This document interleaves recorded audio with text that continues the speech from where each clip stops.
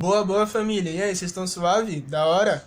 Vamos aí trocar mais uma ideia sobre filosofia, certo? Dessa vez nós vamos trocar ideia sobre filosofia política, essa área da filosofia que se interessa em questões como o que é o Estado, ou como que se dão as relações de poder entre o Estado e grupos sociais.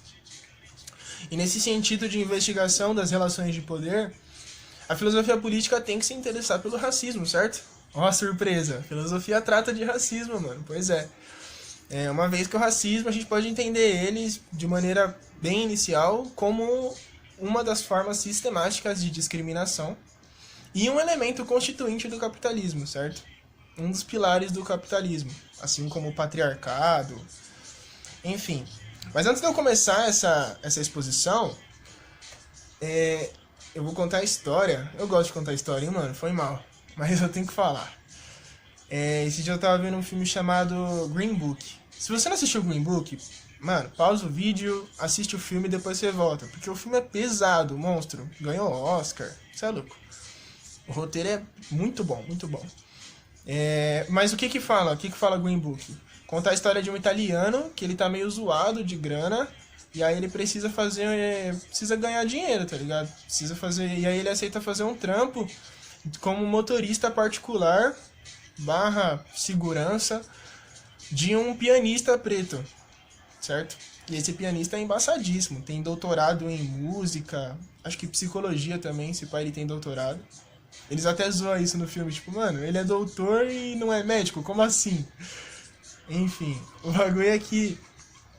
E aí ele vai fazer, o motorista, o italiano, ele vai fazer esse trampo com o doutor. E aí o doutor ele vai fazer uma turnê ali na região sul do país, né, dos Estados Unidos, que é uma região bastante conhecida por ser conservadora, ter alguns pensamentos conservadores e racistas. A Ku Klux Klan vive fazendo manifestação ali nessa... Aliás, as principais manifestações da Ku Klux Klan acontecem ali nessa área do país. Mas enfim, qual que é a cena? Quando o italiano tá em turnê, ele vai escrevendo umas cartas pra mulher dele, porque ele é casado, pá. Vai escrevendo umas cartas pra mulher dele pra falar como que tá sendo a turnê. E aí numa dessas cartas ele escreve assim, depois que ele viu o doutor tocando, ele fica em choque, tá ligado? Aí ele escreve a carta assim pra mulher dele falando, nossa amor, você precisa ver o doutor tocando. Ele é embaçado. Ele não toca como uma pessoa de cor. Isso é racista. Isso é racista. Mas assim, o que é interessante é que, ainda que o italiano não tenha cometido nenhuma violência direta contra o doutor, o que eu tô querendo dizer com isso? Ainda que ele não tenha batido no doutor, pelo doutor ser preto, ele fez uma atitude racista, ele teve uma atitude racista. Por mais que inconsciente. Isso que é o mais interessante.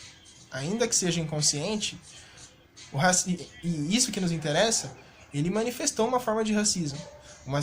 O racismo pode se manifestar por práticas inconscientes ou conscientes, certo? Então, por mais que ele não tenha a intenção, não tenha tido a intenção de cometer uma violência direta contra o doutor, ele fez uma declaração racista. O que ele estava querendo dizer no fundo disso? No fundo da sentença, o doutor não toca piano como pessoas de cor, o que ele está querendo dizer? Primeiro ponto, na verdade, o que seria tocar como uma pessoa de cor, certo? Mas o que ele está querendo expressar nisso é que ele ficou surpreso, porque ele não achava que as pessoas de cor, parênteses, as pessoas de cor é uma expressão comumente é foda, né? Tá certo, mas é chato. Eu não gosto. Parênteses. Outro parênteses no meu parênteses. Eu não gosto de quem fica enfeitando o vocabulário. Posso gravar um vídeo sobre isso depois. Enfim, fecha parênteses, mas ainda dentro do outro parênteses. Pessoas de cor é uma expressão que é muito utilizada nos Estados Unidos para se referir às pessoas pretas. E é carregada de um sentido pesado mesmo. Tipo a palavra niga também. Essa da outra discussão bem embaçada. Mas enfim, fecha parênteses. O que ele estava querendo dizer é que ele ficou... O italiano, o que ele estava querendo dizer? Que ele ficou surpreso porque ele não imaginava que o doutor, que pessoas pretas tivessem a capacidade de tocar piano com tanta excelência quanto o doutor tocou. Então, o que é interessante aqui? É interessante a gente notar que o racismo ele pode assumir diversas formas, sejam elas mais evidentes, sejam elas mais diretas, ou sejam elas mais sutis, certo? E nesse sentido, é interessante a gente estabelecer uma divisão entre preconceito, discriminação e o racismo propriamente. O preconceito, se a gente quebrar a palavra no meio, preconceito ajuda mais ou menos a gente a nortear o pensamento. O que seria um preconceito? Seria literalmente um pré-conceito, uma pré-concepção que você tem de um indivíduo que pertence a um grupo racializado, que pode ou não culminar numa prática discriminatória. Ou seja, exemplificando, seria uma espécie de preconceito você pensar que todo preto é bandido, ou de que todo preto é imoral, ou de que toda pessoa oriental tem uma aptidão natural para exatas, para matemática. Tipo, coisas do tipo, ele é japonês, ele deve saber, sei lá, esse teorema aqui. Isso é uma espécie de preconceito. Mas repare, pode ou não culminar numa prática discriminatória. Então, o que seria uma prática discriminatória? Seria um tratamento diferenciado a um indivíduo que pertence a um grupo social racializado, ou ao grupo mesmo.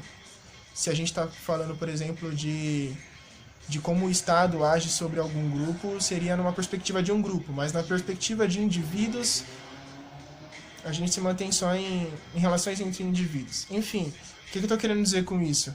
Que a discriminação, ela é consequência do preconceito, pode ser consequência do preconceito.